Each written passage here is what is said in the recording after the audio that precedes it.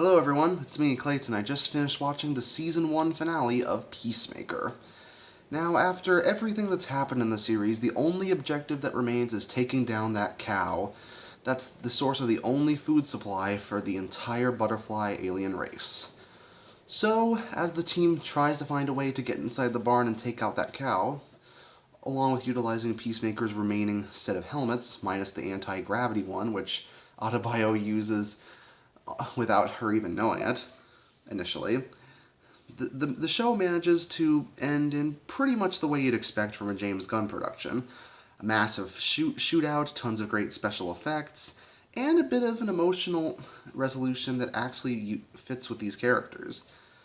In the sense that, well, Goff actually does try to convince Peacemaker why the butterflies have been landing on planet Earth and why they're here and why they've been doing this. Especially because, as far as I can tell, the butterflies were telling the truth of the same thing they told Peacemaker and Judo Master. Basically, these are aliens who were living on a dying world, so they tried to go on to planet Earth where life is better for them. But considering that the stuff we've done to screw up our world, they realize the planet is probably going to die if they don't step in and help us out. But Myrn apparently disagreed with them, saying that humans should be allowed to make their own decisions, and and aliens shouldn't be the ones to impose their will upon us. So yeah, it really does go along with the whole freedom versus having someone help us if we're too stupid to help ourselves argument. And considering that Peacemaker is all about killing in the name of peace, it's an interesting message to go for that the series has actually been building up for quite a while. That's why Goff made that peace sign inside that jar, for instance. It's actually pretty interesting to have that kind of thought-provoking commentary mixed in with all the sophomoric humor and the gory action scenes. Granted, said sophomoric humor throughout the series has kind of felt hit and miss to me, but that's James Gunn for you. He's worked in Trauma, so he's very familiar with this kind of humor.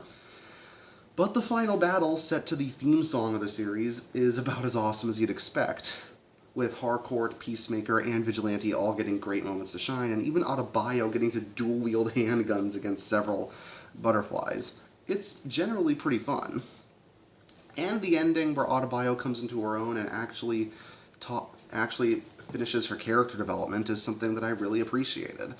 I appreciate how her character development's taken a slow burn throughout the entire season as she's learned to not only consider Peacemaker a friend and make up for her, betraying him, but she also manages to prove that she doesn't have to follow the same path that her mother, Amanda Waller, did. And the show happens to show that it's not one group of people who are the bad guys here.